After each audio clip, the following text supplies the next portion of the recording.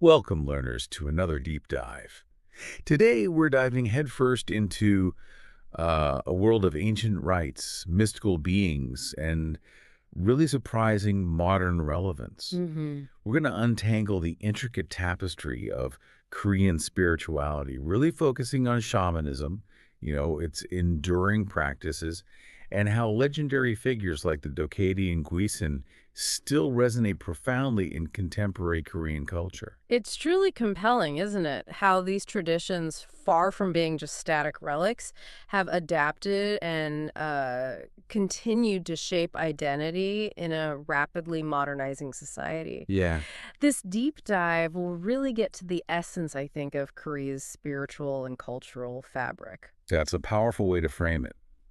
And it certainly aligns with the depth of the incredible source material you've gathered for us. I mean, everything from academic research on Korean shamanism to fascinating encyclopedic entries on its legendary creatures, Right. and even a detailed study on how perceptions of these myths change across generations.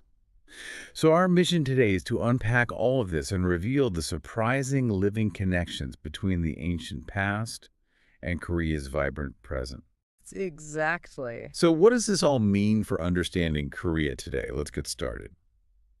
Okay, so if we begin with Korean shamanism, also known as Muism or Mugyo, our sources really emphasize that it's far more than just like a religion. Mm-hmm. Much more. It's described as a fundamental aspect of Korean culture and spirituality, with roots stretching back even before written history on the peninsula. Exactly. Its origins are remarkably ancient. Archaeological findings suggest, spontaneous shamanic rituals developed way back in prehistoric societies Wow. as people sought to communicate with spirits in the natural world. If we connect this to the bigger picture, it really underscores a deep native belief system that existed long, long before external influences ever arrived on the peninsula. And speaking of influences, the material highlights its incredibly syncretic character. It's woven together with elements from Buddhism, Taoism, and Confucianism. Can you unpack that for us? Like, what does that unique blend look like in practice? Absolutely. So rather than weakening its core, this melding of religious views actually enhanced shamanism's flexibility and its continued applicability. Okay. It means shamanism could absorb and integrate new beliefs, creating this distinct blend of ancestor worship, heavenly respect, animism, all without losing its own identity. Hmm. Which, raises an important question. How does something so ancient manage to not just survive, but truly thrive alongside modernity? That question brings us to a really fascinating paradox laid out in our sources. Mm, Because in contemporary Korean society, shamanism is viewed very differently depending on who you ask. right. Very differently. From like deceptive superstition on one hand to an increasingly respected cultural archetype on the other. What deeper insight does this paradox offer us about modern Korean identity, beyond just the conflicting views? Well, I think the core insight here is that as Korea rapidly modernized, a sort of Western-centric view often pushed traditional beliefs aside, sometimes even demonizing them. Right, I see. But now, with this resurgence of national pride and a global spotlight on Korean culture, shamanism is being re-embraced. Maybe not always as a religious practice for everyone, but as a powerful, distinct cultural symbol. Ah, okay. A symbol. Yeah, it signifies a nation reclaiming its unique heritage, and that's the truly transformative takeaway from this paradox, I think.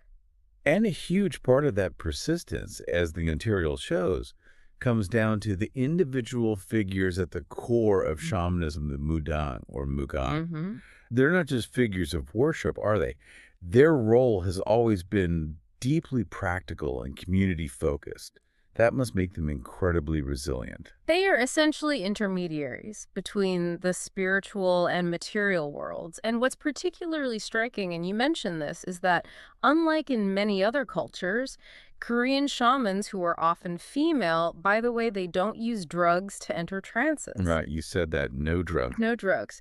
Instead, they perform these incredible feats like standing on sharp objects, blades, to prove their spiritual power. Hold on, so no psychedelics or mind-altering substances. They're literally just standing on sharp blades. Yeah. That's genuinely astounding. It is. The material focuses more on the ritualistic and spiritual significance, showing it as this manifestation of profound spiritual connection rather Mhm. than, say, a physical trick. Sure. Yeah. And that depth extends to their initiation. The path to becoming a shaman is far from easy. It often begins with a spirit sickness, shinryeong, presenting with real physical and psychological symptoms that modern medicine often can't treat. Wow. The only cure, so to speak, is to enter the special initiation ritual known as a narum cut. And this cut, the main shamanic ceremony, it sounds like quite the experience from the descriptions. So vivid. Yeah. Chanting, rhythmic drumming, elaborate dance, symbolic instruments. Indeed. These are vibrant, multisensory experiences. The shaman's clothing, too, embellished with symbolic meanings, it further enhances the ritual's power, creating a truly immersive environment. So what does this all mean for the people seeking help? Yeah. The material indicates shamans are consulted for a really wide range of reasons. Very practical, from inexplicable sickness or bad luck in business to finding a spouse, and even politicians seeking propitious sites for ancestor remains before elections. It sounds very practical, almost disworldly in its focus on health and prosperity. Yes, exactly. And the types of cuts vary widely to address these concerns. You've got cuts for good harvests, cuts to solve personal problems like marriage troubles. Right. For instance, on Jeju Island, there's the Durin gut, a specific type of healing ceremony. It aims to drive away negative entities like Dokkaebi thought to be causing mental illness. Interesting. And one vivid example we found described a shaman promising to reconcile a couple for, I think it was 5 million won, Wow, okay. diagnosing their issues as a curse from an aborted baby and a suicided uncle. This really highlights the practical, often dramatic, and highly personalized application of these rituals in daily life. That concrete example really grounds it for us. It shows the real-world impact. Now, let's pivot slightly to some of the specific beings in Korean folklore. When we talk about supernatural entities, two prominent figures often come up, Dokkaebi and Guisen. But what's truly fascinating, you touched on this, is how fundamentally different they are. This is a crucial distinction, yeah. People often get them confused. Guisen are typically ghosts, right? Formed by the death of a human being. Okay, human ghosts. They often linger due to unresolved emotions or unfinished business, like maybe a desire for revenge. They're usually described as transparent, legless, fluting, Uh-huh. commonly depicted as female in white funeral hanbok. That's the traditional Korean clothing with long black hair, the classic image. So if Guisen are distinctly human ghosts, what defines a Dokkaebi then? Dokkaebi are quite distinct. They are legendary creatures, often translated as Korean goblins, but, and this is key, they are not formed by human death. Right, not human spirits. No. Instead, they arise from the spiritual possession of inanimate objects, like old discarded brooms, or maybe items stained with human blood, stuff like that. They're more akin to nature deities or spirits with extraordinary powers. They sound a bit mischievous from the sources, often playing tricks on humans, Huh. Yeah, sometimes. even challenging travelers to wrestling matches. But they can also bring good fortune, bountiful harvests, and act as defenders against evil spirits. Sounds like they have a lot of Yeah. personality. Exactly. Legends describe them with 1,000 faces, often wearing hanbok, and possessing magical items like the Dokkaebi gamtu, that's an invisibility hat, Cool. and the Dokkaebi bangmangi, a magic club or wand. And what's fascinating is the sheer variety. You've got mischievous Cham Dokkaebi, I've never. evil guy Dokkaebi, even one-legged Odari Dokkaebi who apparently liked to wrestle. Legged wrestlers. Yep.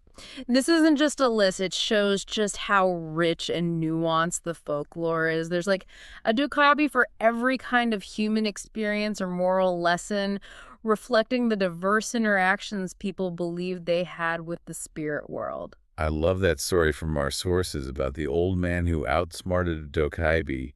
He pretended to be afraid of money. Ah, yes. So the Dokkaebi just threw bags of money at him. Yeah. It really shows their unique, sometimes almost naive personalities.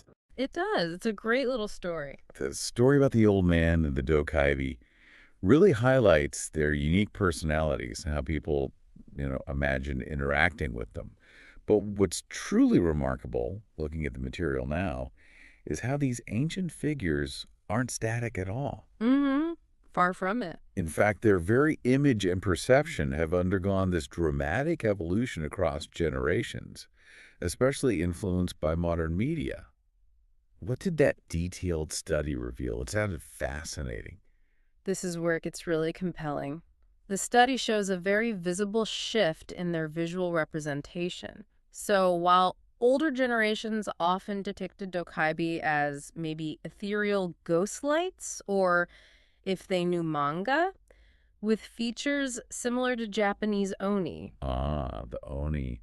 Horned heads, spiked clubs. Exactly. Fangs, fur trousers, that whole look.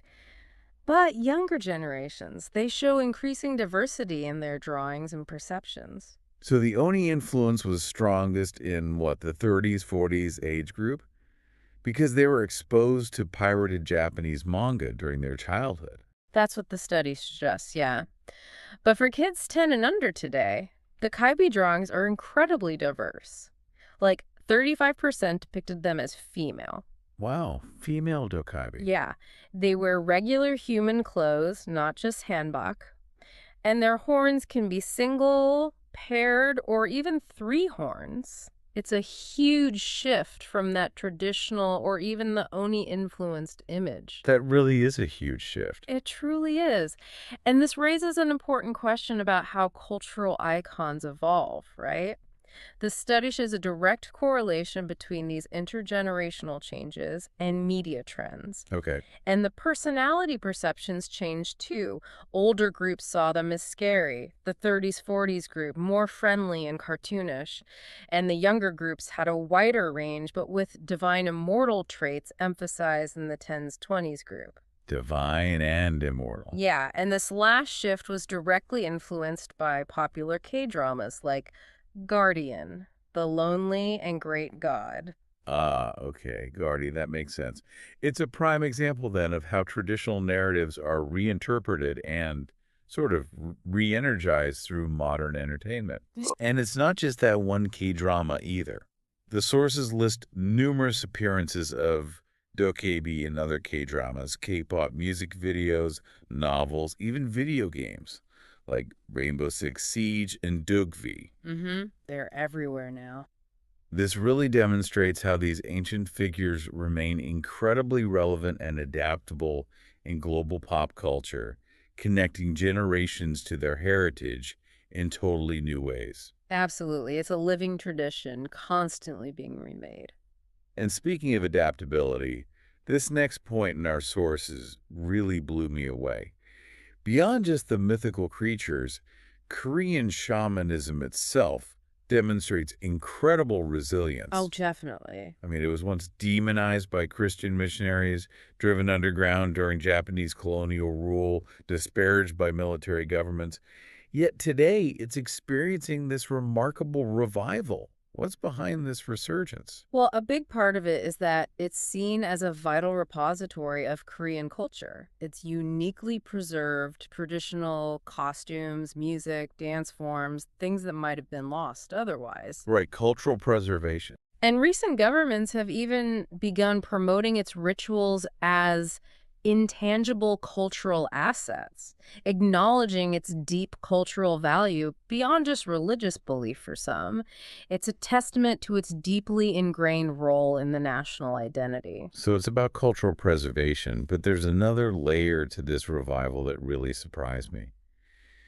In the age of the internet, Korean shamans aren't just surviving, they're truly thriving They really are. and regaining massive popularity. We're talking about an estimated 300,000 shamans, or what, one for every 160 South Koreans. That's huge. It's an incredible number, and many were among the first, actually, to set up commercial websites offering online fortune telling. Younger shamans actively maintain blogs. Online fortune telling. Wow. Yeah. This really highlights their extreme adaptability. Korean shamanism is described in the material as a great melting pot, right? Never rejecting anything but embracing everything, Mm-hmm. making endless compromises with other religions and social changes. This explains its survival for thousands of years. They've even venerated figures like Buddha, Jesus, and in the 1970s, surprisingly, even General Douglas MacArthur. General MacArthur. Seriously. Seriously, folding them into their existing pantheon. It's a truly living, evolving tradition. This keeps absorbing things. That is just fascinating. So, what does this all mean for you, our listener? It means that understanding Korean spirituality and its myths isn't just about delving into ancient history. Not at all. It's about understanding the complex, dynamic interplay of tradition and modernity that truly defines Korean identity today. It offers a unique viewpoint on healing, community, and cultural expression in the 21st century that, frankly, you won't find anywhere else. Well said. And that wraps up our deep dive into Korean shamanism and its fascinating mythological creatures. We've journeyed from ancient origins all the way to modern K-dramas, seeing how a native belief system, with its shamans and spirits, continues to adapt and flourish. It truly underscores how deeply these cultural narratives are embedded, even as societies undergo monumental changes. The resilience of these practices, from healing ceremonies to the constantly evolving image of the Dokkaebi, it really reflects a vibrant living heritage that continues to shape modern Korea. It's truly amazing how something so old can still be so relevant and influential today. So what stands out to you from today's deep dive? Perhaps it's the idea that what we often label folklore can be a powerful adaptive force for cultural preservation and social cohesion. Yeah, and even mental well-being. Exactly. Even impacting mental well-being in unexpected ways. Something to mull on until next time.